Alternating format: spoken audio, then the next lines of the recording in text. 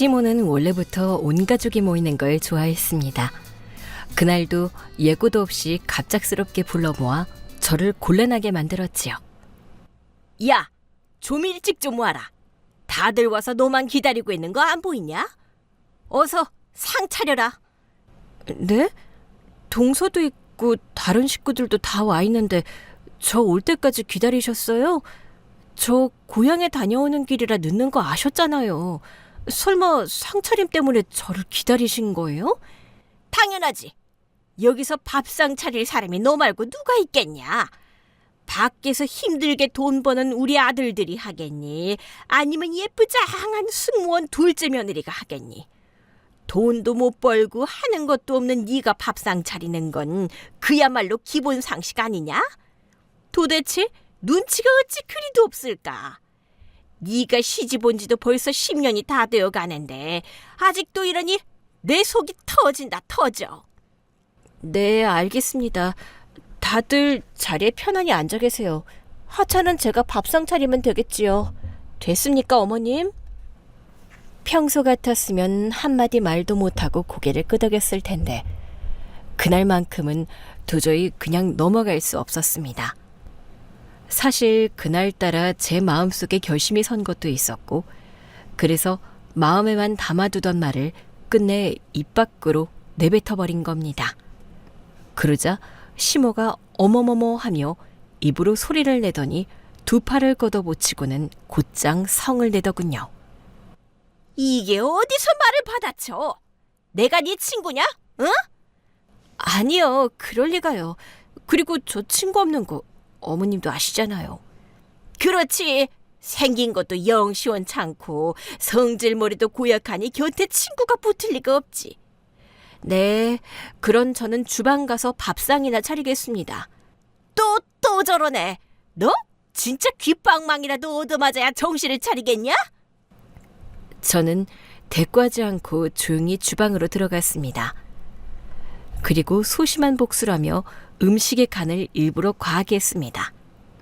밥상이 나가고 식구들이 숟가락을 들어 한 술씩 뜨자마자 여기저기서 얼굴을 찡그리며 수저를 내려놓더군요. 이게 뭐야? 내가 오늘 염전에라도 온 거냐? 맛이 어찌 이따위냐? 맞아요, 어머님. 짜도 너무 짜네요. 형님, 오늘 혀끝이 마비라도 된 건가요? 아니면 가족들한테 앙심이라도 품고 일부러 이렇게 간을 한 겁니까? 도대체 왜 이러셨어요? 동서, 먹기 싫으면 안 먹으면 되죠. 그냥 배달 음식 시켜 드시면 될 거 아닙니까? 어머머, 어머님, 형님 말하는 것 좀 보세요. 여기가 자기 친정인 줄 착각하는 모양이에요. 제대로 혼을 내셔야 하는 거 아닌가요? 그러게 말이다. 오늘 도대체 뭘 잘못 처먹고 저러는 건지 알 수가 없구나. 야, 너는 뭐가 씨였냐? 말하는 거나 차린 음식이나 왜 다 이 모양이냐? 네, 죄송합니다. 그게 사과하는 태도냐? 네가 지금 나를 놀리자는 거냐? 저는 다시 기계적으로 영혼 없는 사과를 꺼냈습니다. 그리고 일부러 짠 음식을 한 입 더 먹으며 덧붙였지요. 하나도 안 짜네요. 아무튼 죄송합니다. 시모와 동서, 시동생 남편까지도 제 뻔뻔한 모습에 혀를 내둘렀습니다. 결국 모두들 제가 정신줄을 놓았다고 수군거리며 배달 음식을 시켜버렸지요. 그 뒤로 이어지는 식구들의 대화 속에서 저는 완전히 소외되어 그저 멀뚱히 앉아있기만 했습니다. 그러던 중 시모가 느닷없이 좋은 일이 있다며 두툼한 돈봉투 여러 개를 꺼내들었습니다. 내가 말이지. 어제 적금 만기가 돼서 오늘은 기분이 좀 좋다. 그래서 너희들 용돈 좀 주려고 한다. 늘 받기만 해서 마음이 늘 걸렸는데 오늘 하루만큼은 조금이라도 만회하고 싶구나. 자, 큰아들. 그리고 둘째 아들. 우리 사랑스러운 둘째 며느리까지. 여기까지다. 어머님, 이렇게 많이 주셔도 괜찮으세요? 세상에, 무려 50만 원이네요. 어머님, 정말 감사드립니다. 동서는 봉투에서 돈을 꺼내 세어보더니 과장된 몸짓과 목소리로 호들갑을 떨며 좋아했습니다. 남편과 시동생 역시 똑같이 50만 원씩을 받아들고는 입꼬리가 귀에 걸리듯 활짝 웃어 보였지요. 그런데 저만큼은 아무런 봉투를 받지 못했습니다. 솔직히 저는 전혀 서운하지 않았기에 가만히 앉아 있었는데 동서가 괜히 제 속을 긁어내려는 듯 두꺼운 입술을 바삐 움직이며 나불거리더군요. 어머님, 저랑 제 남편 그리고 아주버님까지 다 받았는데 형님은 안 주시는 건가요? 뭐? 쟤한테로 주라고? 그 말이 떨어지자마자 제가 서둘러 대답했습니다. 어머님, 저 안 주셔도 됩니다.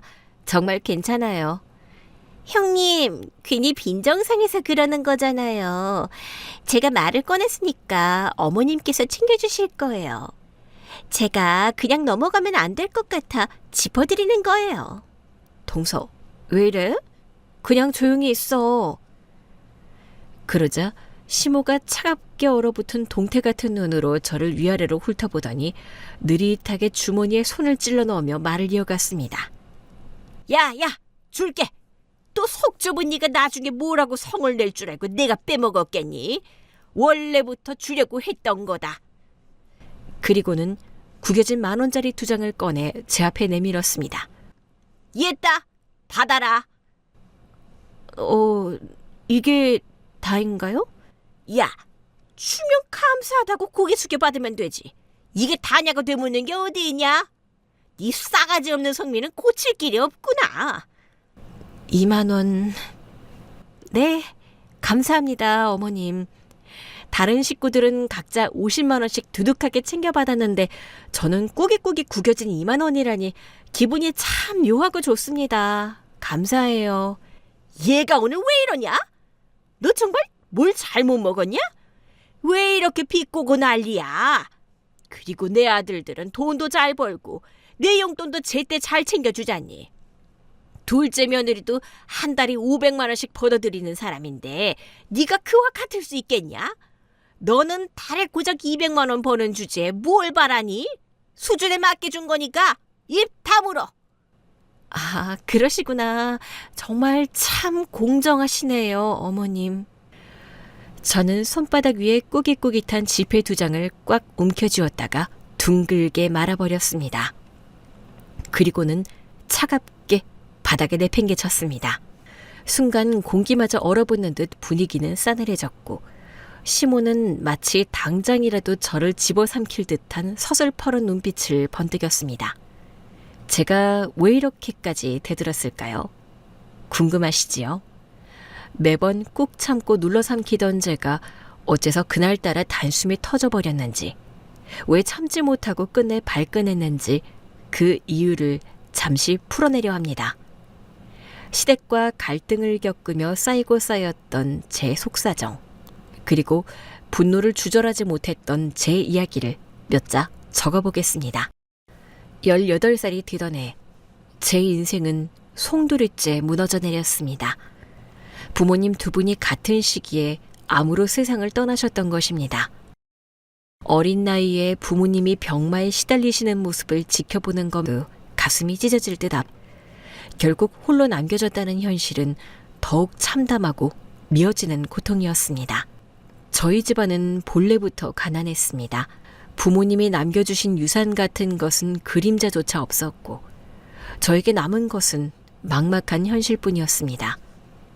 그래서 저는 선택이 여지없이 곧바로 생계전선에 뛰어들어야만 했습니다. 처음에는 허드렛 일로 식당에서 설거지를 했고 이어서 가사도우미로 여러 집을 다니며 하루하루를 버텼습니다. 그러다 20살이 되던 해 운 좋게 마트에 취직을 하게 되었고 물건 정리부터 계산대에 서는 일까지 하루 12시간을 꼬박 채우며 돈을 벌었습니다. 그렇게 쳇바퀴처럼 굴러가는 일상을 무려 10년 동안이나 이어갔습니다. 다람쥐가 작은 천륜 안에서 쉼없이 달리듯 저 또한 벗어날 길 없는 반복 속에서 시간을 흘려보냈지요.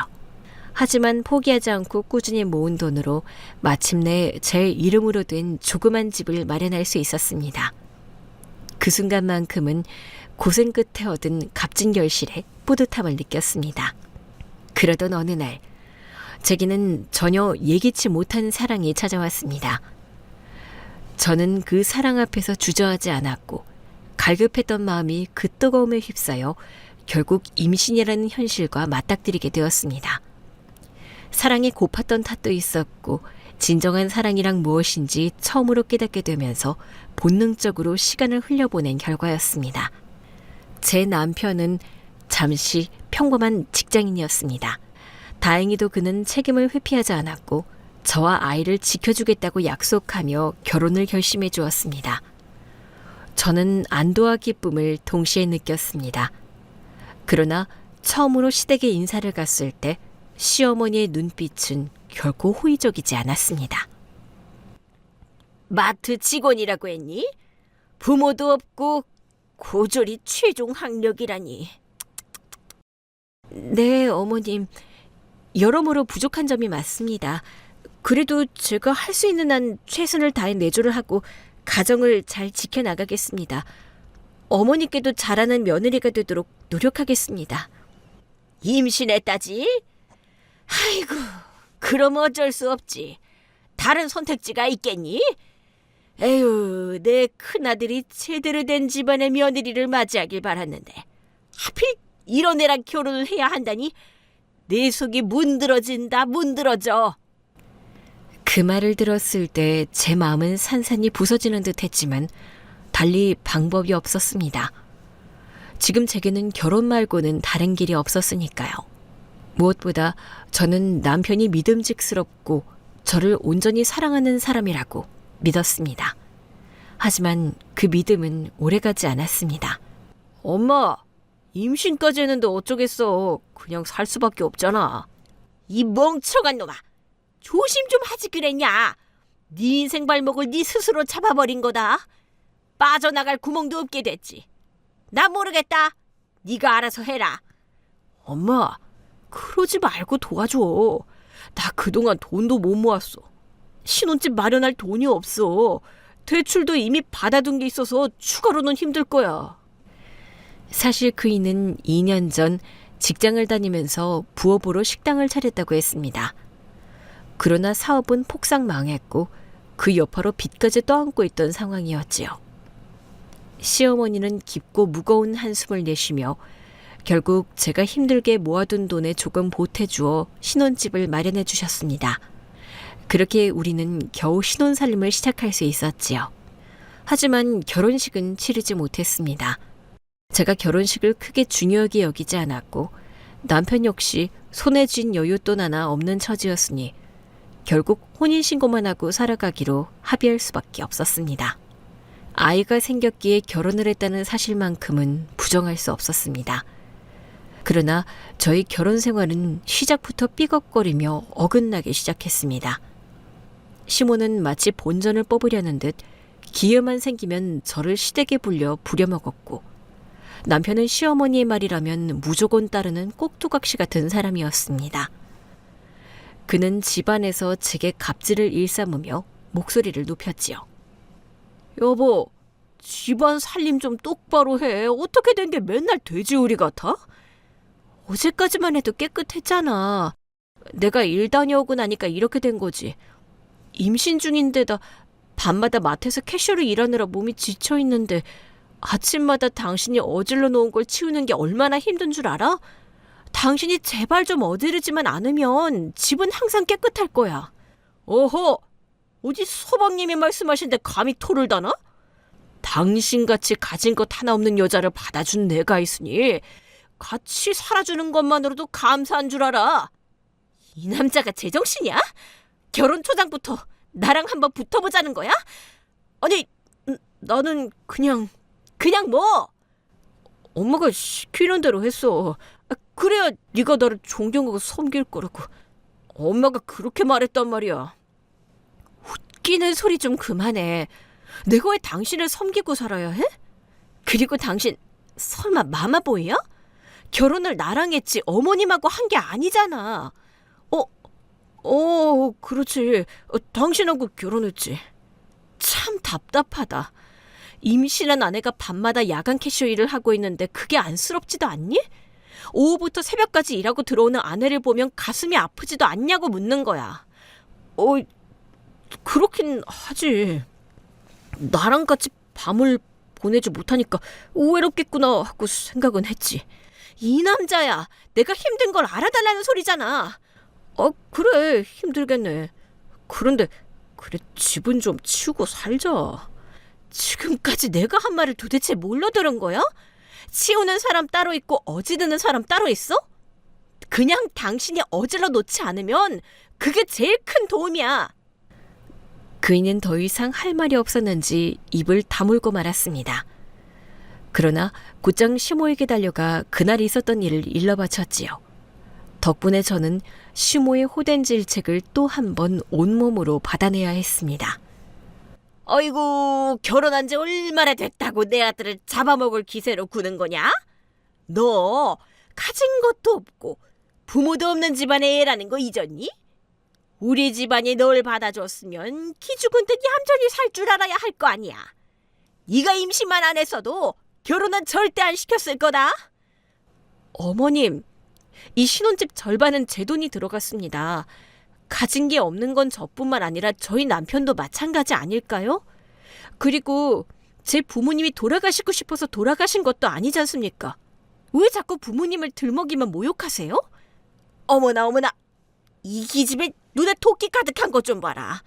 내 아들이 결혼을 잘못했구나. 아무리 임신했다고 해도 허락하지 말았어야 했어. 네, 어머님. 제가 이런 성격이라 어머님이 원하시는 착한 며느리가 될 수는 없을 것 같네요. 지금이라도 이혼을 원하신다면 기꺼이 그렇게 하겠습니다. 뭐라고? 네 입에서 감히 이혼하자는 말이 나오냐? 너 완전 미친 계집이구나. 저도 분명 심한 말을 한 건 사실이었지만 시어머니가 던지는 막말을 그저 묵묵히 받아내는 것은 더 이상 불가능했습니다. 그날은 시모가 화를 이기지 못한 채 문을 박차고 나가버렸고 남편은 그제야 정신이 번쩍 들었는지 제 앞에 고개를 숙이며 사과했습니다. 다시는 어머니의 말만 좇는 꼭두각시가 되지 않겠다고, 그리고 앞으로는 평생 제 마음에 들 수 있도록 노력하겠다고 약속했지요. 저 또한 그 순간은 남편의 진심을 믿고 싶었습니다. 그래서 똑같이 사과하며 앞으로는 서로를 배려하고 노력하며 살아가자고 다짐했습니다. 그러나 남편과의 다툼은 끊이지 않았습니다. 작은 일에도 언성을 높이고 그때마다 시모가 중간에 끼어들어 저를 꾸짖고 욕을 퍼부는 날이 많았습니다. 조용히 넘어가는 날은 손에 꼽을 정도였으니 그야말로 하루하루가 지옥 같고 스트레스는 이루 말할 수 없었습니다. 물론 저 역시 성격을 꺾지 못하고 맞받아친 잘못이 있습니다. 하지만 저는 결코 주눅들어 쭈그리처럼 살고 싶지 않았습니다. 이듬해 저는 딸아이를 품에 안게 되었습니다. 아이가 태어나면 가정이 조금은 화목해지고 결혼 생활이 나아질 거라 기대했지요. 그러나 그 기대는 처참하게 무너졌습니다. 아이고, 얘 좀 봐라. 아주 그냥 지 엄마를 빼다 박았네. 시간이 지나면 지날수록 저 쪽재진 눈깔이 꼭 니엠이 눈깔이랑 똑같구나. 어머님, 제 딸을 안고 무슨 말씀을 그렇게 하시는 거예요? 너무 심하시잖아요. 저희 딸은 어머님 손녀라고요. 내 손녀가 맞긴 맞냐? 이렇게 보니까 내 아들이랑 닮은 구석이 하나도 없어. 생긴 것도 그렇고 성질도 까탈스럽고 울음이 많아서 영 딴판이란 말이다. 저를 욕하시는 건 참아낼 수 있습니다. 하지만 제 딸 흉은 절대로 보지 말아주세요. 저 지금 화가 치밀어 오르고 있거든요. 제발 말조심 좀 해주세요. 저저 성깔머리 하는 것 좀 봐라. 내가 너를 예뻐하려 해도 네 태도를 보면 그 마음이 단숨에 사라진다니까? 저는 더는 대꾸하지 못했습니다. 말을 이어가다간 큰 싸움으로 번질 것이 분명했기 때문에 저는 딸을 품에 꼭 안고 방으로 들어가 버렸습니다. 하지만 그 이후로도 시모는 멈추지 않았습니다. 딸이 조금 더 자라면서 앙증맞게 웃고 애교를 피워도 못생겼네, 지엠이랑 똑 닮았네, 버릇이 없어 보인다라는 막말을 서슴없이 내뱉었습니다. 더 가슴 아픈 것은 아이가 조금 더 자라 입이 트이자 할머니 하며 천진한 얼굴로 다가갔어요. 그런데 시몬은 그런 손녀를 반기기는커녕 저리 가, 더럽게 못생겼네 하며 손가락으로 이마를 밀쳐버리곤 했습니다. 어린 딸은 그 모습에 겁을 먹고 울음을 터뜨렸고 결국 점점 시모를 무서워해 가까이 가지도 못하게 되었습니다. 어린아이의 맑은 마음에까지 짓밟았던 거죠. 시댁에 가는 일을 최대한 피하며 지냈지만 시모는 마치 저를 시험하듯 자주 저희 집에 들이닥쳤습니다. 그때마다 갈등이 빚어졌고 저는 늘 기분 상한 채 시간을 보내야 했습니다. 그러던 어느 날 시동생이 결혼을 앞두었다는 소식을 전하며 저를 시댁으로 불려들였습니다. 예비동서는 첫인상부터 눈길을 사로잡는 사람이었습니다. 화려한 외모에 빼어난 미모. 같은 여자가 봐도 매력적이라는 말이 절로 나올 정도였지요. 시몬은 그런 예비동서를 바라보며 곧바로 저와 비교를 하며 칭찬을 늘어놓았습니다. 아이고, 누구랑은 다르게 참 곱구나. 그리고 성격도 싹싹하고. 또 누구랑 다르게 집안도 넉넉하고 부모님도 살아계시고 말이야. 예쁘게 봐주셔서 감사해요, 어머님. 그런데 누구를 말씀하시는 거예요? 시몬은 그 말에 대답 대신 제 쪽으로 고개를 돌리더니 위아래로 훑어보며 의미심장한 눈빛을 보냈습니다. 말을 하지 않아도 충분히 알 수 있는 시선이었지요. 그제야 동서가 고개를 끄덕이며 상황을 눈치챘습니다. 그 순간 제 속은 부글부글 끓어올랐지만 예비동서가 첫인사 온 자리이기에 꾹 참고 아무 말도 하지 않았습니다. 이후 예비동서는 곧 시동생과 결혼을 했습니다. 그런데 시간이 지날수록 그녀 역시 시모를 닮아가는 건지 저를 향해 무시하는 말들을 아무렇지도 않게 내뱉기 시작했습니다. 형님, 혹시 집 앞에 의류수거함이 바로 있나 봐요? 그렇긴 한데 갑자기 그건 왜 묻지? 지금 형님이 입으신 옷이요. 딱 봐도 의류수거함에서 주워 입은 것 같아서요. 동서, 말을 하기 전에 생각이란 걸 좀 해라. 내가 자네 형님이야, 형님.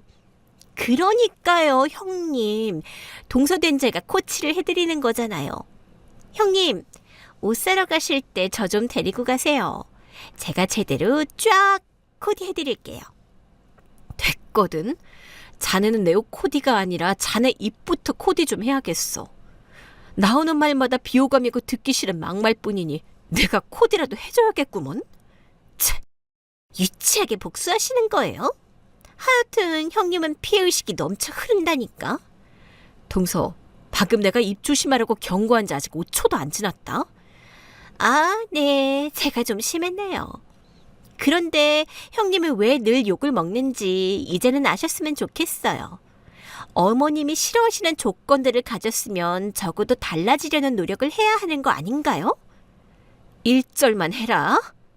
더 떠들면 나 진짜 가만 안 있을 거야. 제가 단호하게 경고하자 그제야 동서의 입이 닫혔습니다. 그러나 그 순간에도 속으로는 비웃음을 감추지 못하는 표정이 역력했지요. 한편 제 남편은 늘 우유부단한 사람이었습니다. 무슨 일이 생겨도 자기 의견을 내세우지 못하고 남의 말에 이리저리 휘둘리기만 했습니다. 제가 화가 나서 호되게 혼을 내면 그제야 미안하다라고 말하곤 했는데 그 사과는 금세 잊히고 또다시 똑같은 모습을 반복했습니다. 줏대 없는 그의 태도는 시간이 지날수록 더욱 답답했고 고쳐주고 싶었지만 쉽게 바뀌지 않았습니다. 그런 결혼 생활을 무려 5년이나 버텨낸 제 자신이 오히려 대단하게 느껴질 정도였습니다. 그러던 어느 날 전혀 예상치 못한 연락을 받게 되었습니다. 고향에서 급히 내려오라는 소식이었지요. 저는 마트에 연락해 하루 휴가를 내고 바로 짐을 챙겨 기차에 몸을 실었습니다. 당연히 남편에게도 알렸습니다. 그가 어떻게 반응하든 저는 가족을 뵙는 일이 더 중요했으니까요. 고향에 도착한 저는 오랜만에 친척 어른들을 뵙고 인사를 나누었습니다. 밤이 깊도록 이야기를 이어가며 그동안의 소식도 전했고 술잔도 몇 차례 오갔습니다. 모처럼의 자리라 마음이 느슨해져 평소보다 조금 늦게 자리에 들게 되었습니다. 다음 날 아침 눈을 비비며 일어나니 시모에게서 전화가 걸려왔습니다. 저는 얼른 전화를 받았는데 수화기 너머로 들려온 말은 역시나 날카롭고 불쾌했습니다. 너 지금 뭐 하는 거냐? 시골에 쪼르르 내려가서는 외박까지 하고 자빠져 있냐? 혹시 남자랑 같이 있는 거 아니야? 아니지. 네 그 얼굴에 무슨 남자가 붙겠니? 어머님, 무슨 일이세요? 오늘 우리 집에 다 모이기로 했다. 너도 당장 올라와라. 시모가 아무 때나 시댁으로 불렀기 때문에 저는 굳이 토를 달지 않았습니다. 네, 알겠어요. 그래. 그런데 올 때 그 지역 특산물 좀 챙겨와라. 그렇게 전화는 툭 끊어졌습니다. 저는 친척 어른들께 인사를 드린 뒤 아쉬움을 뒤로 하고 기차에 올랐습니다. 서둘러 시댁으로 향했지만 결국 조금 늦게 도착하고 말았습니다. 그리고 지금부터는 그날의 도입부에서 이어지는 이야기를 풀어야겠네요. 저에게 꾸깃한 2만 원을 준 뒤 저는 그 돈을 둥글게 말아 바닥에 내팽개쳤습니다. 순간 시몬은 눈을 크게 뜨고 감히 너 따위가 하는 표정으로 저를 노려보았습니다. 너 지금 뭐 하는 거냐? 시집에 들어온 너에게 시어머니가 준 용돈을 그런 식으로 집어던져도 되는 거니? 아주 무식함의 끝을 보여주는구나. 당장 무릎 꿇고 사과해라.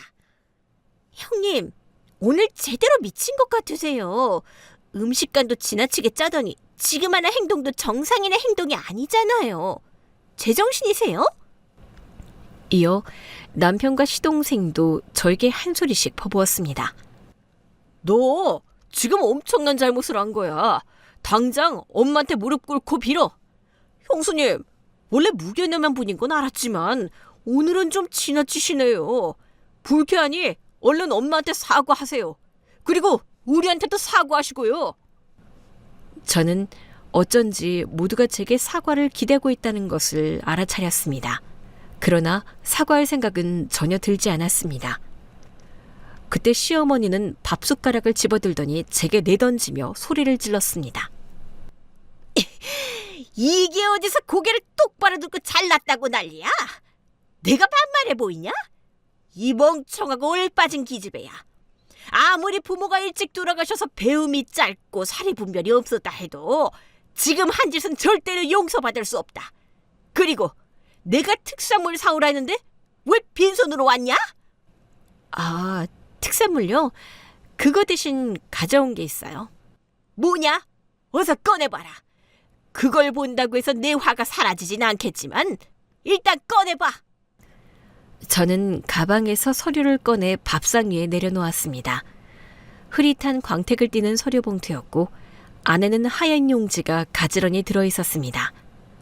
시몬은 그걸 보자마자 눈을 부라리며 소리쳤습니다. 이혼 소송서? 내가 잘못 본 건 아니지? 네가 감히 네 아들과 살겠다고 버티는 줄 알았더니 먼저 뒤통수를 치다니. 큰아들, 네가 이거 봐라. 인연 진짜 돌았다. 남편은 저를 향해 소리쳤습니다. 이 여편 너가 도대체 무슨 배짱으로 너 우리 집에서 살게 해주는 나한테 감사는 못할 망정 먼저 이혼을 요구하다니? 그래요. 제가 먼저 청구했어요. 거기 이혼 서류 적힌 것들 읽어보세요. 당신이 바람 피운 것 다 적혀있고 어머님과 식구들이 저를 조롱하고 모욕한 것들도 모두 적어두었으니까요. 얼마 전부터 저는 남편의 외도를 의심하고 있었습니다. 그는 제 앞에서는 아무렇지 않은 얼굴로 태어났지만 퇴근 시간이 어긋나고 집에 들어오는 발걸음이 달라지더군요. 그 어색한 늦은 귀가의 그림자는 저를 불편하게 했고 불길한 직감은 점점 현실로 불거졌습니다. 결국 저는 그를 뒤따라가 보기로 했고 그의 은밀한 만남을 목격했습니다. 저는 흔들리지 않기 위해 차곡차곡 증거를 모았습니다. 사진과 문자, 통화 내역과 은밀한 만남을 기록한 녹취들, 작은 퍼즐 조각들을 하나 더 맞춰나가듯 저는 침착하게 증거를 쌓아갔습니다. 언젠가 이 패를 꺼내 보일 때를 고민하던 참에 고향에서 급한 연락이 왔고 저는 다녀오느라 잠시 집을 비웠습니다. 고향에서 돌아오는 길 제 가방 속에는 오래 묵혀둔 결심과 함께 봉투 하나가 들어있었습니다. 그 봉투가 이혼 소송 서류라는 사실은 곧 저와 가족 전체의 운명을 바꿔놓을 불씨였습니다. 네가 이걸 꺼내다니? 내 아들의 바람을 피운 건 알고 있었지만 사유를 이렇게 가지런히 적어놨네. 꽤 영악하구만. 곰 같은 기집애인 줄 알았더니 굴리는 재주가 있구나. 그런데 우리가 언제 널 조롱하고 무시했냐? 그냥 네 깐냥에 맞게 대우해준 것뿐 아니냐? 네, 어머님께서 그렇게 느끼실 줄은 알았습니다. 다만 이 문제는 법정에서 판단될 일입니다. 걱정하지 마세요. 그동안 제가 녹취해둔 것들을 모두 증거를 제출했습니다. 판사님께서 들으시고 판단해 주실 것입니다. 시몬은 마치 제가 일부러 판을 깔아 막말을 유도해 위자료를 뜯어내려 한다는 듯 목소리를 높였습니다. 뭐? 녹취라니? 너 일부러 우리가 막말하게 분위기를 만들어서 위자료 왕창 뜯어내려는 거냐? 그 말에 저는 비웃음을 삼키고 차분히 덧붙였습니다. 참으로 기발한 논리네요. 누군가 분위기를 만들면 막말해도 되는 건가요? 어머님식의 발상입니다. 어쨌든 저는 이혼을 결심했고 서류도 전달했습니다. 이제 저는 가보겠습니다. 시몬은 제 말에 더 격분하며 제 손목을 잡아 끌었고 말들이 식탁 위에 산처럼 쌓였습니다. 가긴 어딜 가? 이혼이라니? 도대체 무슨 배짱으로 이러느냐? 설마 돈 많은 남자라도 붙잡았냐? 아니지, 네 꼴로 누굴 꼬시겠어? 네가 임신했으니 억지로 결혼시킨 거 아니야? 그 순간 저는 숨을 고르며 한 가지 진실을 꺼내놓았습니다. 남자는 없습니다. 다만 큰 돈이 생겼습니다. 당숙이 돌아가시며 유산을 물려주셨어요. 그래서 시골에 다녀온 것입니다. 시몬은 믿을 수 없다는 표정으로 묻더군요. 뭐? 유산? 웃기는 소리네. 그래서 얼마나 받았니? 땅을 물려받았고 시세로 대략 30억이 넘는다고 합니다. 그 돈으로 딸과 둘이서 새롭게 살아보려고 합니다. 남편이 바람까지 피웠으니 같이 살 이유가 없습니다. 그 말에 시몬은 비웃음을 터뜨렸습니다. 웃기고 있네. 네 집안에서 돈이 나왔다고? 30억이라니 지나가던 개가 웃겠다. 지나가는 개가 웃을 일은 없습니다. 대신 개보다 못한 여러분들이 웃고 계시네요. 어머님, 남편, 서방놈, 그리고 어머님의 아바타가 된 동서까지. 그렇게들 비웃으십시오. 나중에는 그 비웃음이 100배로 돌아갈 것입니다. 이제 할 말은 다 했으니 저는 가보겠습니다. 제가 자리에서 일어나려 하자 시몬은 제 손목을 세게 틀어잡아 다시 앉혔습니다. 가긴 어딜 가. 이혼할 거면 합의로 해라. 양육권은 우리가 갖겠다. 몸만 꺼져. 신혼집 절반은 제 돈으로 마련했음을 잊지 마세요. 그리고 제가 당한 모욕과 고통, 모든 것은 위자료로 보상받겠습니다. 네가 수년간 뒤통수를 칠 생각을 했구나. 그래, 그렇게 하면 벌 받을 거다. 가족에게 이렇게 하면 평생 인연도 못 만나고 혼자 살다가 쓰러질지도 모른다. 혼자요? 혼자는 아닙니다. 사랑스러운 제 딸이 있습니다. 딸만 있으면 이 세상 살아가는데 전혀 외롭지 않습니다. 시몬은 코웃음을 치며 역공을 예고했습니다. 우리가 가만히 있겠냐? 변호사 선임해서 네가 우리 집안에 끼친 피해를 다 따져 역으로 위자료를 받아낼 테다. 그럼 법정에서 뵙겠습니다. 더는 잡지 마세요, 어머님. 제가 일어나자 식구들은 한심하다는 듯 저를 올려다보더니 더는 할 말이 없었습니다. 그날이 제게는 마지막 시댁 방문이 되었습니다. 저는 딸을 데리러 어린이집에 갔고 집으로 돌아가지 않고 근처의 호텔방을 잡아 들어가 딸과 함께 밤을 보냈습니다. 저는 변호사와의 상담을 위해 차분히 호흡을 가다듬었습니다. 변호사는 제게 필요한 절차와 증거 제출에 대해 설명해 주었고 저는 마음 한편의 무거운 돌을 조금 덜어낸 듯했습니다. 며칠 뒤 마침내 이혼 재판이 열렸습니다. 법정으로 향하는 발걸음은 무겁고도 선명했습니다. 제 가방에는 증거가 가지런히 정리되어 있었고 제 마음에는 딸의 얼굴이 환히 빛나고 있었습니다. 진작에 이랬어야 한다는 걸 다시금 깨달았답니다. 제 변호사는 이혼 전문으로 이름난 실력이 뛰어나고 선임료도 만만치 않은 사람이었습니다. 반면 남편 측 변호사는 준비가 부족해 보였고 판결은 놀랍도록 제 쪽으로 기울어졌습니다. 법정에서 저는 마음속에 오래 담아둔 말들을 조용히 꺼내놓았고 판사는 제 청구를 대부분 그대로 받아들였습니다. 그렇게 우리는 법적으로 완전한 남남이 되었습니다. 법정에서 시모는 여느 때처럼 비아냥거리는 태도로 등장했습니다. 그녀의 입에서는 날카로운 한마디가 흘러나왔습니다. 참 어이가 없네. 네가 돈 좀 썼나 보구나. 그런데 비싼 변호사 선원비를 충당하면 남는 게 얼마 없겠지. 그건 제가 알아서 할 일입니다, 어머님. 그런데 이렇게까지 쫓아오실 줄은 몰랐네요. 남편이 얼마나 한심한 사람인지 알았지만 이혼 자리에도 어머님이 함께 하시는 걸 보니 참으로 가엾은 마마보이였네요. 뭐야? 이게 어디서 우리를 비아냥거리냐? 이제 우리는 남남이니 아줌마라고 불러도 되겠지요? 아니면 할머니라고 부를까? 할머니, 아드님 손 꼭 잡고 잘 돌아가세요.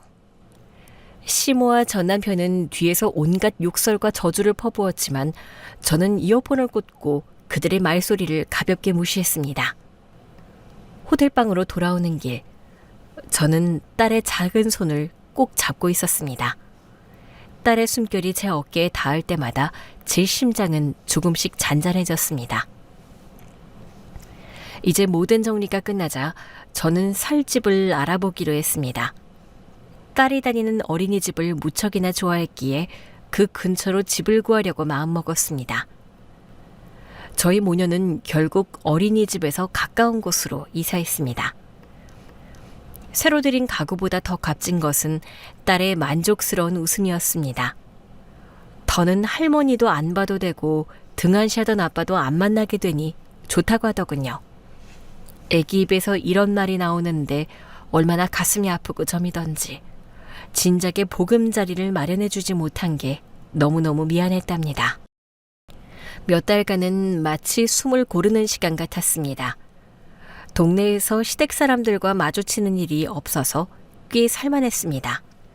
그러나 우연은 제가 바라는 대로 되지 않았어요.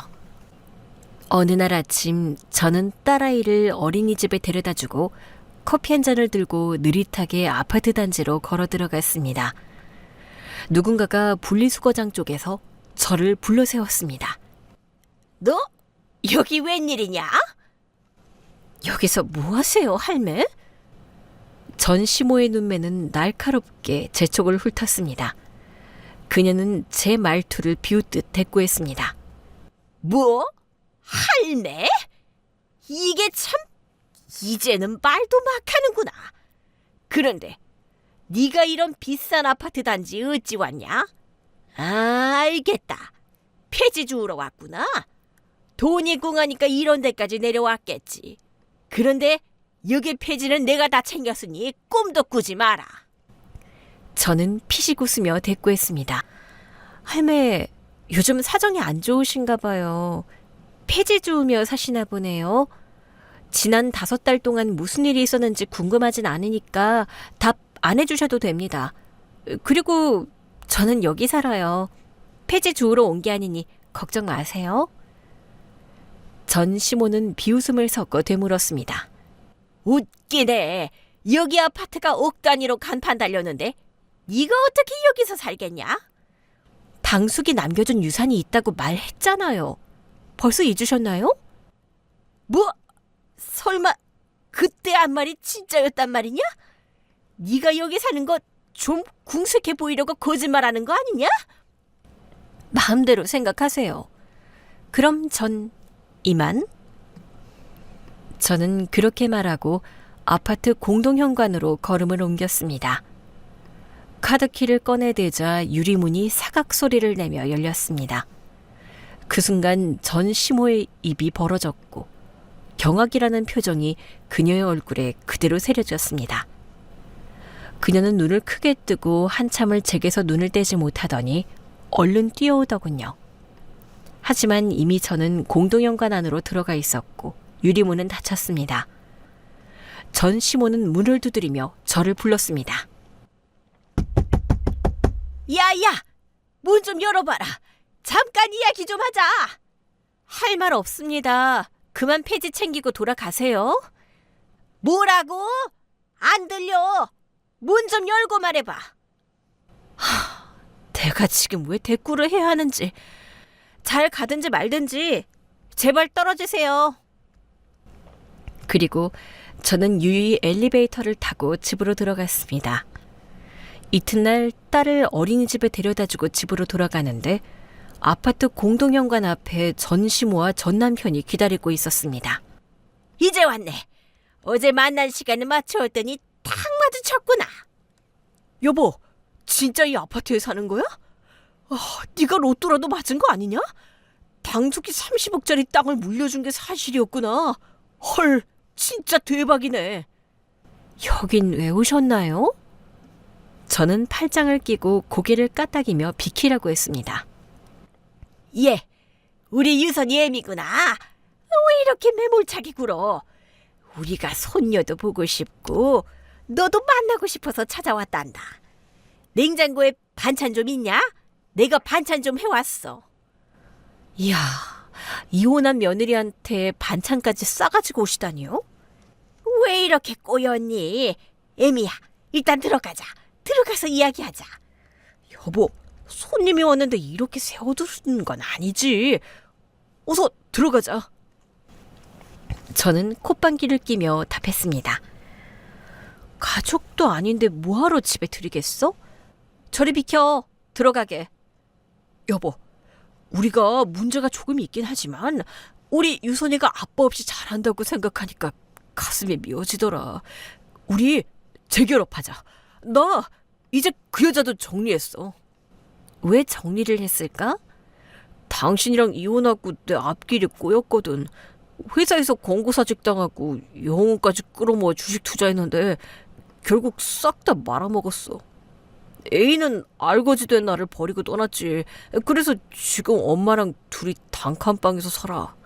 주식 투자로 당신 돈 말고 할매 돈까지 까먹었다고?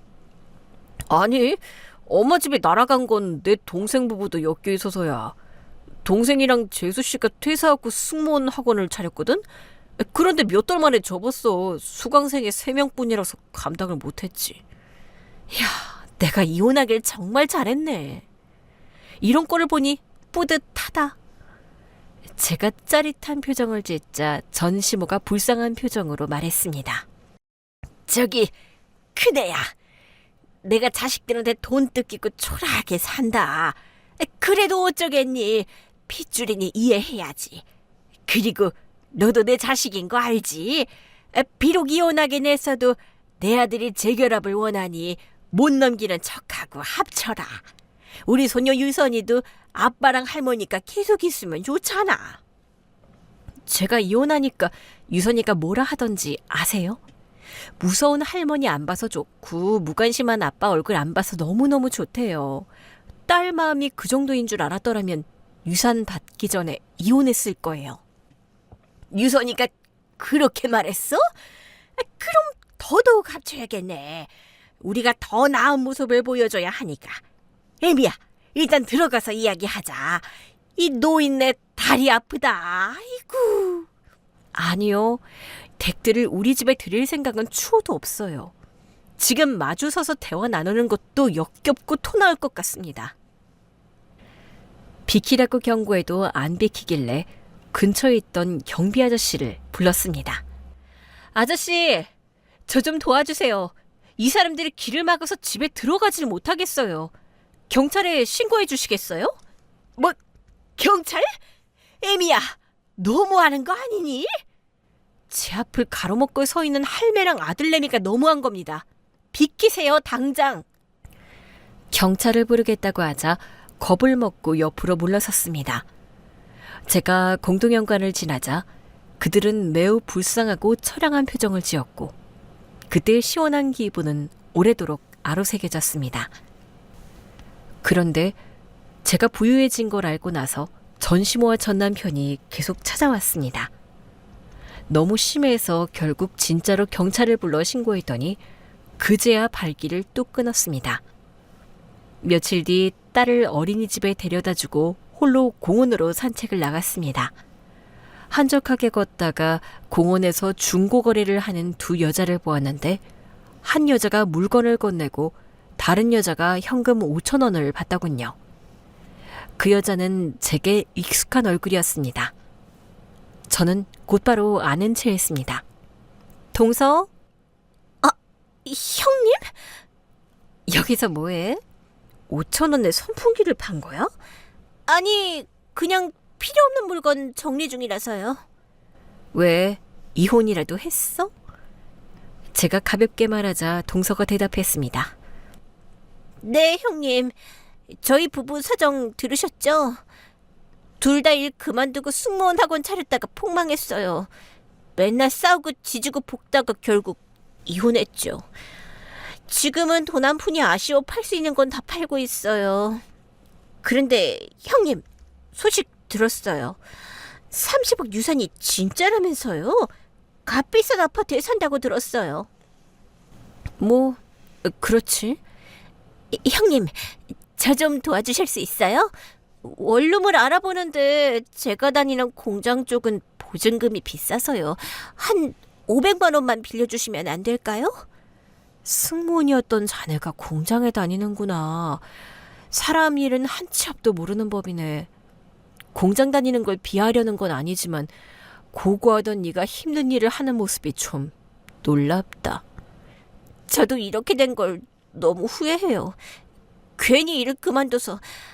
아무튼 도와주실 수 있죠? 500만 원 정도는 형님한테 껌값 아니에요? 아니, 내가 미쳤어? 자네한테 돈을 왜 빌려주겠어? 나한테 돈을 기대하다니 참 양심도 없고 눈치도 없구나. 네? 저기 형님, 부탁하는 건데 진지하게 대답 좀 해주세요. 진심으로 싫어. 그리고 지금 입은 옷 의류수거함에서 주워 입은 거야? 전에 들었던 말을 그대로 돌려주었습니다. 그날 동서가 입은 옷은 정말 초라했거든요. 아니요. 왜 그런 말씀을... 우리 아파트 단지에도 의류수거함이 있는데 거기에는 자네가 입은 옷보다 훨씬 나은 옷들이 많을 거야. 돈도 없으니 옷 쇼핑은 못하겠지. 가서 옷이나 주워 가. 형님, 너무하신 거 아니에요? 잠깐, 전화 왔네. 전화를 받으면서 공원을 빠져나왔습니다. 동서를 조롱하니 온몸이 짜릿했고 그날의 감정은 또 하나의 기억으로 아로새겨졌습니다.